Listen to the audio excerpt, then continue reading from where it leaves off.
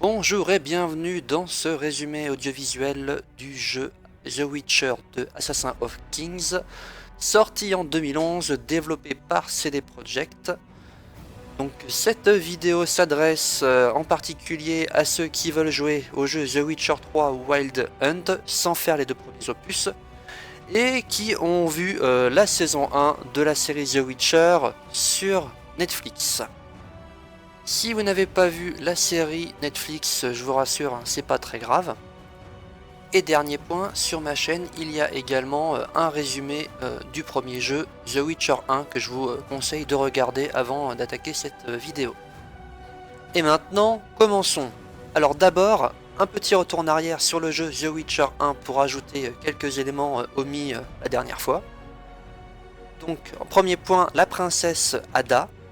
Donc princesse Ada, la fille du roi Foltest de Téméria, donc elle a le même nom que sa mère, hein, et autrefois changée en Strige par une malédiction que Geralt de Rive a levée. Et c'est pour ça que le roi Foltest lui est redevable.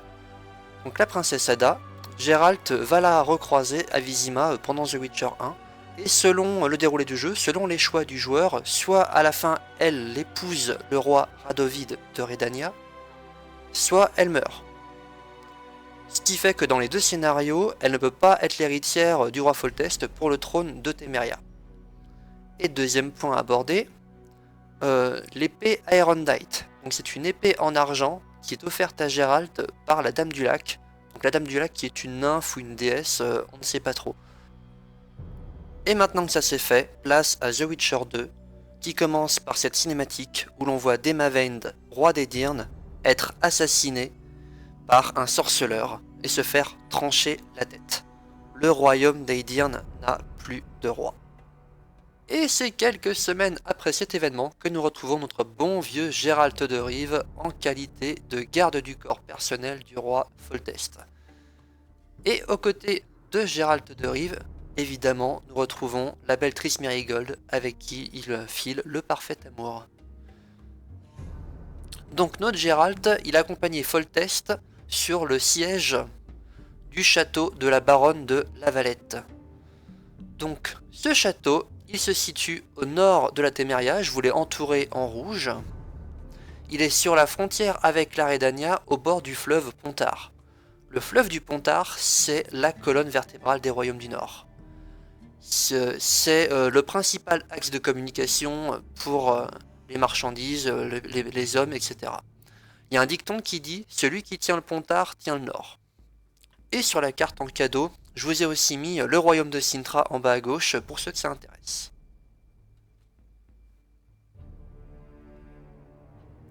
Donc le siège du château de la Valette suit son cours. Mais pourquoi Foltest attaque la baronne de la Valette?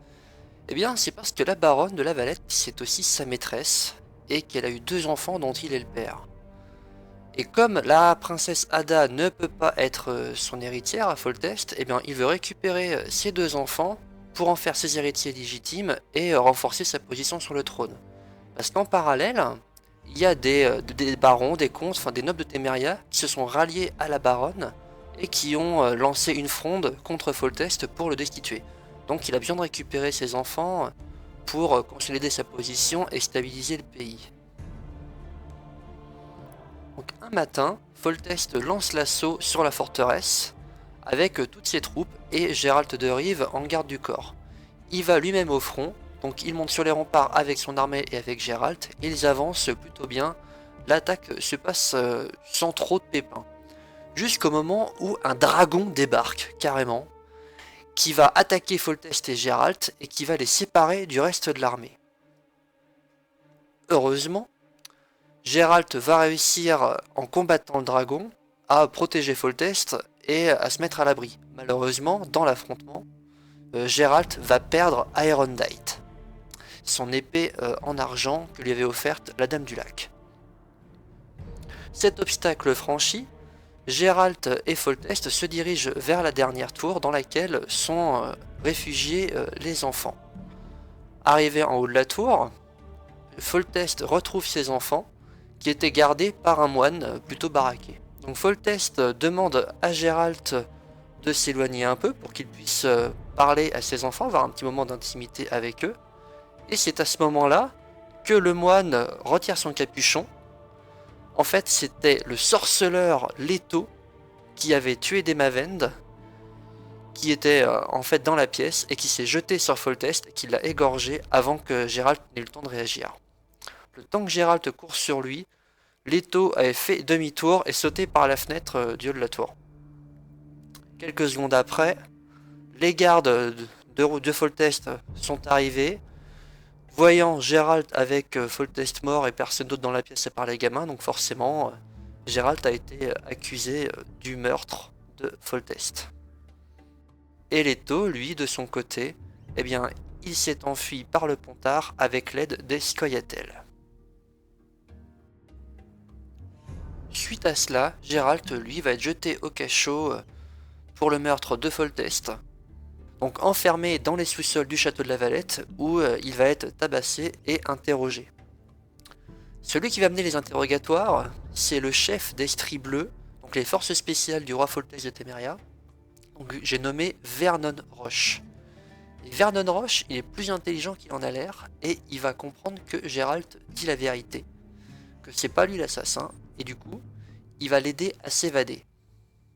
Vernon, lui, veut trouver l'assassin de Foltest parce que c'est un grand patriote, il veut venger la mort de son roi, et Geralt, lui, il veut trouver l'assassin de Foltest pour s'innocenter et espérer pouvoir mener une vie tranquille par la suite. Ce qui leur fait un but commun, donc ils s'allient. Et pendant l'interrogatoire avec Vernon Roche, il va se passer quelque chose de très intéressant, c'est que Geralt va enfin commencer à retrouver la mémoire. On a un flashback, un souvenir de Geralt au moment du pogrom de Rivia, pogrom durant lequel Geralt, Yennefer et Ciri ont disparu sans laisser de traces. Rivia, population 1234 âmes, dont 253 non-humains. 25 septembre 1268, une émeute éclate, suivie d'un massacre. Le sang des nains et des elfes coule dans les rues. Une personne trouve le courage de faire face à la foule enragée.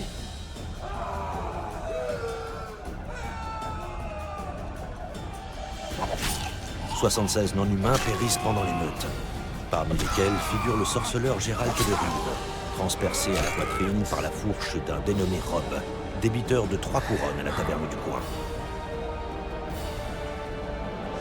Yennefer de Wengerberg meurt en tentant de soigner le sorceleur. Les corps de Geralt et de la magicienne sont emmenés par une mystérieuse jeune femme aux cheveux cendrés. Nul ne sait où ils gisent. Je me souviens. Rivia. Yennefer. Et voilà, Geralt se souvient de ce qui s'est passé au pogrom de Rivia. Il était grièvement blessé. Yennefer est quasiment morte d'épuisement en tentant de le soigner. Et ils seraient tous les deux morts si Ciri n'était pas intervenue en les emmenant ailleurs par magie. Maintenant, revenons à la narration. Donc, Geralt s'évade du château de la Valette et rejoint le navire d'Estrie Bleue sur le Pontard, où il retrouve Vernon Roche en compagnie notamment de son bras droit Sin et Triss Merigold. Vernon informe Geralt qu'il a retrouvé la piste de Leto grâce à son informateur à Flotsam, un comptoir commercial en amont du Pontard. Le navire d'Estrie Bleue fait voile vers Flotsam et Geralt profite du trajet pour aller voir Triss et lui dire « Dis donc, t'aurais pas oublié de me parler de quelque chose? Il serait peut-être temps que tu me parles de Yennefer, non ?» Enfin, il l'a pas dit comme ça, mais l'idée est là, quoi. Et du coup, Triss lui raconte enfin tout sur son passé, sur Yennefer, sur Ciri et sur la relation qu'il entretenait avec chacune d'elles. Geralt, accompagné de Vernon et Triss, débarque à Flotsam. Et en arrivant sur la grande place, il tombe sur l'exécution en cours de Jaskier et Zoltan. Jaskier condamné à mort pour débauche, et Zoltan, lui, condamné à mort pour avoir collaboré avec les Scoia'tael de Jorvet. Jorvet, le chef Scoia'tael de la région. Donc là forcément Geralt s'interpose, hein, essaie d'interrompre l'exécution, et il intercède auprès de Loredo, le gouverneur de Flotsam, qui va accepter de suspendre la sentence parce qu'il a un service à demander à Geralt. Dans les eaux du Pontard, aux abords de Flotsam, il y a un monstre géant, un Kairan, donc c'est une grosse pieuvre, hein, on pourrait dire que c'est un kraken, qui bloque le trafic maritime et qui du coup pénalise fortement les revenus de Flotsam et donc de Loredo, puisque les échanges commerciaux sont bloqués. Donc Loredo va demander à Geralt de tuer le Kairan, et en échange, il va abandonner les charges qui pèsent sur Zoltan et Jaskier, qui seront définitivement libres. Donc là forcément, Geralt accepte le deal et se lance dans la traque du Kairan. En chemin, Geralt croise Sheila de Tancarville, magicienne et conseillère royale au Kovir, et forcément connaissance de Triss, qui prétend être à Flotsam pour chasser le Kairan et récupérer des ingrédients intéressants pour faire des potions à forte valeur pécuniaire. Du coup, Geralt et Sheila font équipe et tuent ensemble le Kairan. Cette affaire réglée, Geralt peut reprendre son enquête sur Leto. Il découvre qu'il est protégé et caché par le chef Scoia'tael Iorveth, et que pour atteindre Leto, il va d'abord falloir réussir à contacter Iorveth. Et en parallèle de ça, la mémoire de Geralt continue à lui revenir petit à petit. Yennefer m'a dit que Ciri était partie pour de bon, qu'elle vivait heureuse dans un autre monde. Avant de quitter celui-ci, elle nous légua l'île d'Avalak, notre île. Le temps n'eut plus d'importance.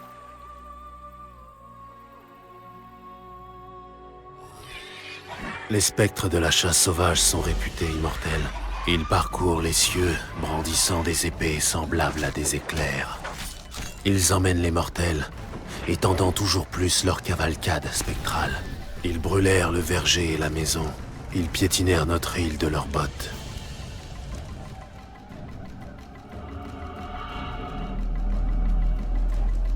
Et ils enlevèrent Yennefer. Je devais la récupérer. Revenir à la réalité. Retrouver le sentier des sorceleurs.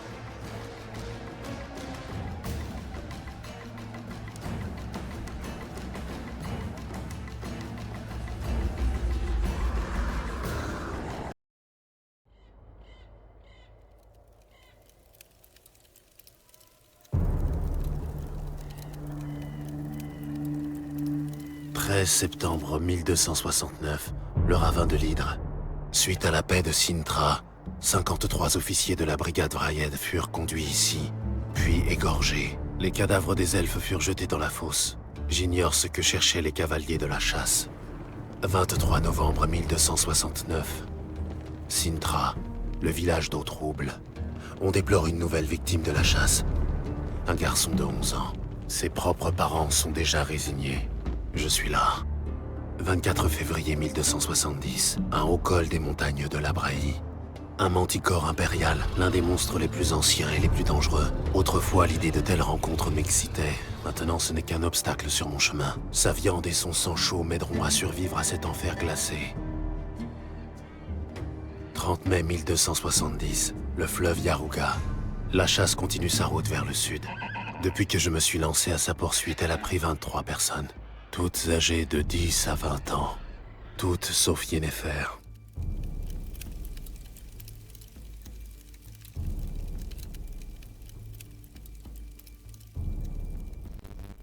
Donc revenons à Flotsam. Au cours de son enquête, Geralt va interroger un des lieutenants de Iorveth, et il va apprendre que Leto jusqu'ici s'était allié au Scoia'tael de Iorveth pour profiter de leur logistique clandestine, mais que Iorveth étant quelqu'un de trop perspicace et de trop malin pour se laisser manipuler, il est devenu un poids pour Leto, et Leto a prévu de le doubler, de le faire assassiner. Donc là, Geralt se dit, eh bien écoute, l'ennemi de mon ennemi est mon ami. Il va trouver Zoltan enfin libre de ses mouvements, qui le conduit à Iorveth, lui explique que Leto a prévu de le trahir, et du coup Iorveth et Geralt collaborent. et tendent un piège à Leto. S'ensuit un duel entre Leto et Geralt. Leto finit par avoir le dessus sur Geralt, mais l'épargne, en lui avouant qu'ils se connaissent et qu'autrefois Geralt lui a sauvé la vie et que du coup maintenant ils sont quittes. 25 juillet 1270. Les forêts d'Angraine. Aucun mortel aussi puissant soit-il, aucune montagne de muscles ne pourra parer le coup de queue de la margouillasse. Leto ne pouvait pas réussir, mais il a survécu par miracle. Je l'ai aidé. Après tout, les sorceleurs doivent s'entraider sur le sentier. Il avait 2 compagnons, des frères d'armes de l'école de la Vipère. La chasse poursuivit vers le sud, mais Leto de Guleta savait où elle allait. Il savait où cette course infernale finirait.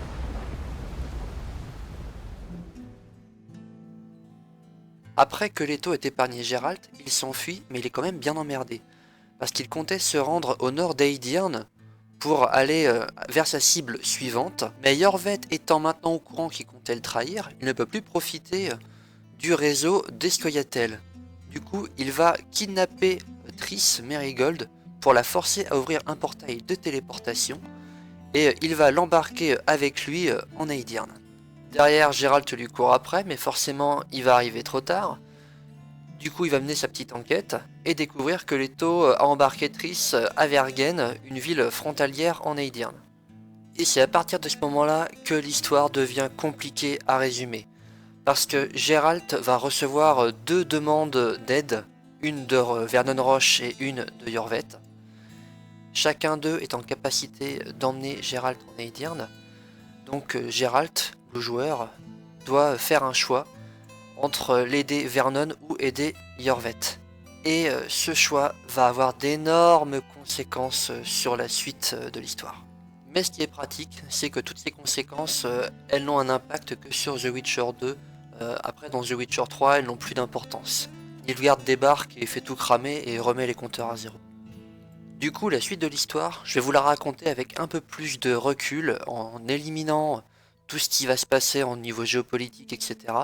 Et garder ce qui est commun en fait à tous les embranchements scénaristiques et qui a un intérêt ou un impact pour The Witcher 3. Et c'est parti. Geralt arrive à Vergen en Aedirn, soit en compagnie de Vernon Roche, soit en compagnie de Iorveth. Et il débarque au beau milieu d'un conflit entre qui oppose 2 factions qui se battent pour le contrôle du Haut Aedirn. D'un côté, on a les rebelles de Saskia, qui se battent pour la création d'un état libre et indépendant dans le Haut Aedirn, où les nobles, comme les paysans, les elfes, les nains, tous les non-humains, seraient égaux en droit. Et en face d'eux, il y a Henselt, le roi de Kaedwen, qui cherche juste à agrandir son royaume et à profiter de la mort de Demavend pour prendre enfin le contrôle du Haut Aedirn que lui appelle la Basse Marchie. Et ainsi, il prend le contrôle des 2 rives du Pontard, et qui contrôle le Pontard, contrôle le nord. Donc si Geralt est arrivé en Aedirn aux côtés de Iorveth, il va se retrouver dans le camp de Saskia, et si il est arrivé en Aedirn aux côtés de Vernon Roche, il va se retrouver dans le camp d'Henselt. Un truc à savoir sur Saskia quand même, c'est qu'elle est tellement vénère que le prince Stennis, l'héritier de Demavend, s'est rallié à elle parce que le gars a pas le poids politique suffisant pour contrôler tout Aedirn. Elle a quand même rallié autour d'elle les paysans, les nobles, l'armée régulière d'Aedirn, enfin ce qu'il en reste, les elfes, les nains, les Scoia'tael, et même le prince Stennis qui doit s'effacer devant elle. Du coup, je vous laisse deviner quel camp je préfère. Donc, Henselt et Saskia se retrouvent pour parlementer. Seulement, pendant les négociations, Henselt va fracasser le crâne d'un de ses hommes parce que le mec lui avait parlé pas comme il faut. Et ça va réveiller une malédiction, la malédiction lancée par son ancienne magicienne Sabrina Clevisig, qui va réveiller en fait un brouillard spectral dans lequel va apparaître des armées de spectres qui vont joyeusement massacrer tout le monde. Donc les 2 camps vont se retrouver séparés en fait par ce brouillard spectral. Donc d'un côté on aura Vergen, la ville bâtie par des nains autrefois, qui bloque l'avancée de l'armée de Kaedwen, et de l'autre côté le camp kaedwenien d'Henselt. Et dans ce brouillard qui s'étend peut-être sur des kilomètres, hein, on a deux armées, enfin les spectres des soldats de deux armées en fait qui revivent en boucle la même bataille qu'ils ont livrée quand ils sont morts. Et cette bataille, c'était lors de la dernière tentative d'Henselt d'envahir le Haut-Edirn. Ce brouillard, il offre à Saskia et à ses troupes à Vergen un répit. Cependant, ce brouillard, il s'étend petit à petit et il menace à terme tout autant la ville de Vergen que le camp fortifié d'Henselt. Et du coup, Geralt va se laisser embaucher pour lever la malédiction et renvoyer tous ces spectres dans le royaume des morts. En attendant, à Vergen, aux côtés de Saskia, en personnage intéressant, on retrouve la magicienne Philippa Eilhart qui soutient Saskia dans son combat. Donc, Philippa Eilhart, c'est la magicienne conseillère de Redania. Et on retrouve également un nain que l'on connaît, Yarpen Zygrin, qui lui aussi a embrassé la cause de Saskia pour la création d'un état libre. Et du côté d'Henselt, on retrouve Sheila de Tancarville et une délégation nilfgaardienne, un ambassadeur nilfgaardien. Saskia va être empoisonnée par le prince Stennis parce qu'elle lui faisait trop d'ombre. Elle va survivre miraculeusement et c'est Philippa Eilhart qui va s'occuper de la soigner pendant plusieurs jours. Et côté Henselt, le roi de Kaedwen va démanteler un complot qui visait à le faire destituer, complot dans lequel étaient impliqués Vernon Roche et l'Estrie Bleue, et du coup les hommes de Vernon vont tous se faire exécuter sauf Sin. Et si Vernon et ses Estrie Bleue étaient impliqués dans le complot, c'est parce que Henselt ne voulait pas s'arrêter à Edirn et profiter aussi de la mort de Foltest pour faire mainmise sur la Téméria. Si Leto est venu en Edirn, c'était pour assassiner Henselt avec ses deux amis sorceleurs Cerys et Hawks, donc ils vont faire une tentative d'assassinat qui va échouer, notamment à cause de Sheila de Tancarville et éventuellement de Geralt de Rivia s'il était côté Kaedwen. Et pour revenir à notre bon vieux sorceleur, après quelques préparatifs, Geralt va pénétrer dans le brouillard avec l'équipement magique qui va bien, et il va avoir le fin mot de l'histoire sur cette malédiction. En fait, ce qui s'est passé, c'est que Sabrina Glevisig s'est entretenue avec la loge des magiciennes, et elles ont estimé que Henselt prendrait beaucoup trop de pouvoir en envahissant le nord d'Edirn, et que l'équilibre des royaumes du nord serait rompu. La loge a donc décidé d'entraver Henselt et Sabrina Glevisig a lancé une pluie de feu sur le champ de bataille, décimant les deux armées, en espérant s'en sortir en prétextant qu'elle n'a pas bien visé, que ça visait d'abord les armées d'Edirn et que c'était des dommages collatéraux, en gros que ce soit aussi tombé sur les troupes de Kaedwen. Seulement Henselt, lui, il ne l'a pas accepté et il l'a condamné à mort. Et quand il l'a exécuté, du coup, elle l'a maudit. Mais alors, la loge des magiciennes, qu'est-ce que c'est? Eh bien, la voici. C'est une assemblée secrète qui regroupe les plus puissantes magiciennes du continent et qui se donne pour mission de sauvegarder les intérêts de la magie et de veiller aux équilibres du monde. Elle se place au-dessus des gouvernements, au-dessus des royaumes, au-dessus des empires. Leur intérêt, c'est de préserver un monde où la magie a toute sa place et où la magie domine. On y trouve Yennefer de Vangenberg, Margarita Lohanti, la rectrice actuelle d'Arethusa, qui succède à Tissaia de Vries, Philippa Eilhart, qui office à Tretogor, la capitale de Redania, Triss Merigold et Kerames pour la Téméria, Sabrina Glevisig en Kaedwen, Francesca Findaber, la reine de Dol Blatana, donc le royaume libre des elfes, Assir Varhaneid, qui est magicienne à Nilfgaard, à ses côtés Fringilla Vigo, une autre magicienne de Nilfgaard, Ida Emean, qui est une elfe des montagnes, des peuples libres elfes des montagnes, et Sheila de Tancarville, la magicienne du Kovir. Elles agissent de manière totalement clandestine, aucun royaume n'est au courant de leur existence, Nilfgaard n'est pas au courant non plus. Et elle s'efforce de décider du sort du monde depuis que le chapitre et que le conclave des magiciens a été dissous lors d'événements passés. Et il se trouve que la loge des magiciennes, menée par Philippa Eilhart et Sheila Tancarville, a des plans pour le Nord. Elle veut créer un état fort mené par un dirigeant dont elles auraient le contrôle. Et à terme, que via ce dirigeant devenu une marionnette, unifier le Nord et équilibrer la balance avec Nilfgaard pour avoir un Nord où la magie domine et qui serait viable sur le long terme.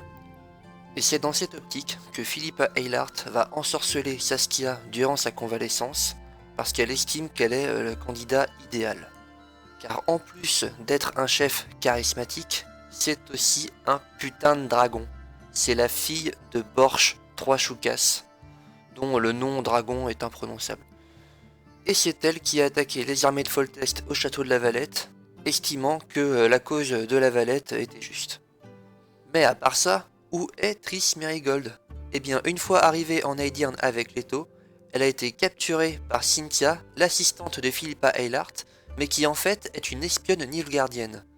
Elle l'a transformée Triss en statuette, on appelle ça la compression artefactuelle, et l'a remise à l'ambassadeur de Nilfgaard qui était dans le camp de Kaedwen. Et le temps que Geralt comprenne tout ce qui s'est passé, la délégation nilfgaardienne avait déjà mis les voiles en direction de Lochmuin, près de la source du Pontard au pied des montagnes, où doit se tenir une grande assemblée entre mages et rois. S'ensuit la bataille de Vergen, parce que maintenant que le brouillard spectral est levé, eh ben les deux armées sont libres de se foutre joyeusement sur la gueule, et en fonction du coup du camp qu'on a rejoint au départ, Saskia va l'emporter si Geralt était côté Vergen, et Henselt va l'emporter si Geralt était côté Kaedwen. Et la bataille terminée, Geralt du coup va prendre la route de Lochmuin pour aller retrouver Triss.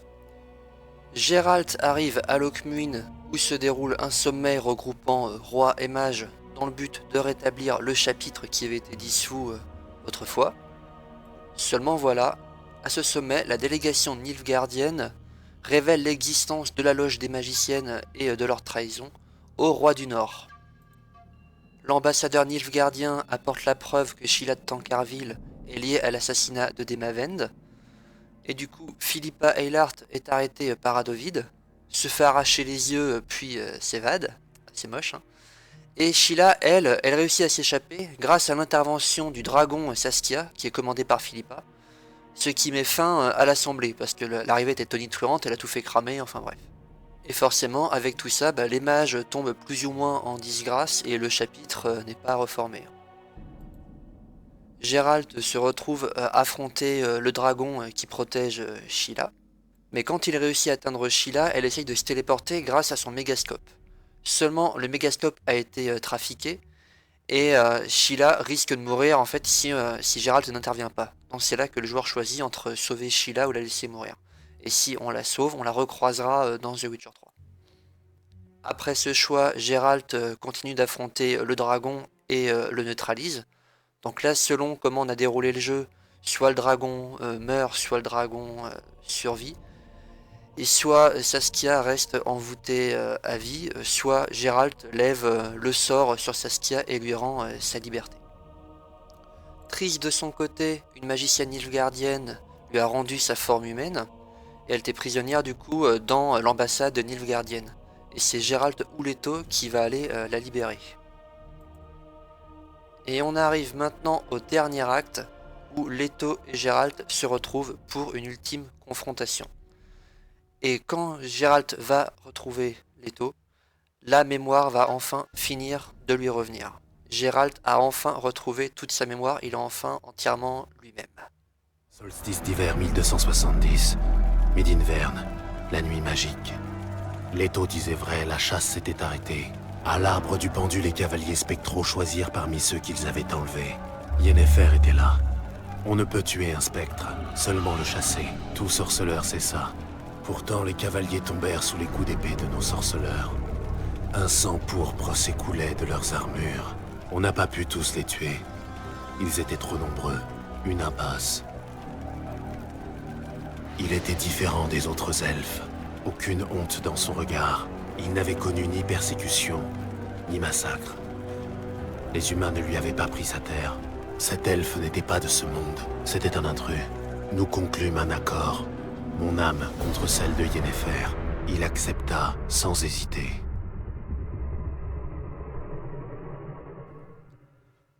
Et dans ce dernier acte, Leto donne enfin le fin mot de l'histoire. Après que Geralt ait échangé sa place avec Yennefer dans le cortège de la chasse sauvage, Leto et ses deux amis Céris et Hawks ont pris Yennefer sous leur aile. Ils étaient en plein milieu du territoire de Nilfgaard. Yennefer était amnésique, puisque c'est la chasse sauvage qui l'ont rendue amnésique pour qu'elle ne soit pas une menace pour eux, et qu'elle soit facile à vivre comme prisonnière. Du coup, les sorceleurs de l'école de la Vipère vont s'occuper d'elle, mais ils vont finir par se faire remarquer et se faire arrêter par les services secrets nilfgaardiens. Ils vont être interrogés les uns après les autres pendant des semaines et des semaines. Ils vont se rendre compte, les services secrets nilfgaardiens, de qui est Yennefer, et ils vont extirper toutes les informations qui les intéressent, et vont ainsi découvrir l'existence de la loge des magiciennes. Les sorceleurs de la Vipère, eux, vont être recrutés par Émir pour aller tuer les rois du Nord, en ayant carte blanche. En échange de ça, Émir leur a promis de rouvrir l'école des sorceleurs de la Vipère. Et c'est ainsi que Leto va devenir tueur de roi et que Yennefer sera retenue au Nilfgaard où elle retrouvera petit à petit la mémoire. Quant à Leto, il se dirigea d'abord au Kovir, parce qu'il comptait commencer par assassiner le roi Esterhattisen, et dans ce but il s'est rapproché de Sheila de Tancarville, la magicienne du Kovir. Il va sympathiser avec elle, gagner sa confiance, jusqu'à ce qu'elle finisse par lui commander l'assassinat du roi Demavend. Parce que la loge des magiciennes estimait que Demavend était un roi faible, et que si Edirn était faible et instable, ça nuisait à l'équilibre des royaumes du Nord. Du coup, c'est une aubaine pour Leto, qui va se réorienter sur l'assassinat de Demavend, en pouvant faire porter le chapeau à la loge des magiciennes au passage. Et c'est grâce à la magie de Sheila qu'il va pouvoir atteindre Demavend avec le sort de glace qu'on voit dans la cinématique notamment. Mais l'assassinat de Foltest, les magiciennes ne l'ont jamais commandé. Du coup, elles se rendent compte qu'elles ont perdu le contrôle sur Leto et qu'il les a dupées. Et si on retrouve Sheila de Tancarville à Flotsam, c'est parce qu'en fait elle traquait Leto pour l'éliminer et du coup qu'on ne puisse pas remonter jusqu'à elle par rapport à l'assassinat de Demavend. Et d'ailleurs, Leto nous résume ça très bien. Quel était le but ultime? Tuer autant de souverains que possible, faire porter le chapeau aux magiciennes, déclencher le chaos, préparer le Nord à l'invasion. Et tu sais ce qui m'amuse le plus? Le terrain était très propice. Et une fois que Geralt a fini de discuter avec Leto et qu'il a obtenu toutes les informations qu'il voulait, on a le choix entre affronter Leto et le tuer, ou le laisser repartir. Et si on le laisse repartir, on le recroisera dans The Witcher 3, où il sera un allié. Et maintenant que Nilfgaard a bien foutu le bordel dans les royaumes du Nord, Émir peut lancer la nouvelle invasion du Nord et franchir la Yaruga avec ses armées. Et pour conclure cette vidéo, je vais répondre à la question pourquoi Geralt de Rive s'est retrouvé amnésique et complètement paumé à Kaer Morhen au début de The Witcher 1. Eh bien, c'est parce que la chasse sauvage, qui sont en fait des elfes qui vivent dans un autre monde, une autre sphère, on les appelle les Ainheil, contrairement aux Ainseid du monde de Geralt. Ils veulent récupérer Ciri pour lui extirper son pouvoir, car elle a la capacité de voyager entre les mondes, elle peut contrôler l'espace-temps. La chasse sauvage peut aussi le faire, mais de manière beaucoup moins facile. Ça leur coûte cher en énergie, en tout ça. Ciri, pour elle, c'est beaucoup plus simple et elle peut le faire de manière beaucoup plus importante. Elle peut faire déplacer des populations entières si elle le veut. Et les Ainheil étant un peuple de conquérants, pouvoir déplacer des armées entières d'un monde à l'autre pour conquérir plusieurs mondes, eh ben forcément ça les intéresse. Mais la capacité de Ciri à voyager dans le temps et à voyager entre les mondes la rend difficile à capturer. C'est pour ça que la chasse sauvage a débarqué sur l'île d'Avalak pour enlever Yennefer. En fait, il voulait faire sortir Ciri de son trou pour qu'elle aille retrouver sa mère adoptive. Et voyant que ça ne marche pas, ils ont accepté d'échanger Yennefer contre Geralt en se disant que si elle ne réagissait pas pour sa mère adoptive, peut-être qu'elle réagirait pour son père adoptif. et ils ont pris soin forcément d'effacer la mémoire de Yennefer et Geralt pour qu'ils soient plus dociles. Seulement ce qu'ils n'avaient pas prévu, c'est que Ciri s'est rendu compte de l'enlèvement en se rendant à Avalak, les a retrouvés, et plutôt que de se rendre pour faire un échange, elle a audacieusement libéré Geralt et l'a balancé, l'a téléporté vite fait à Kaer Morhen avant de se barrer ailleurs parce qu'elle avait la chasse sauvage aux fesses.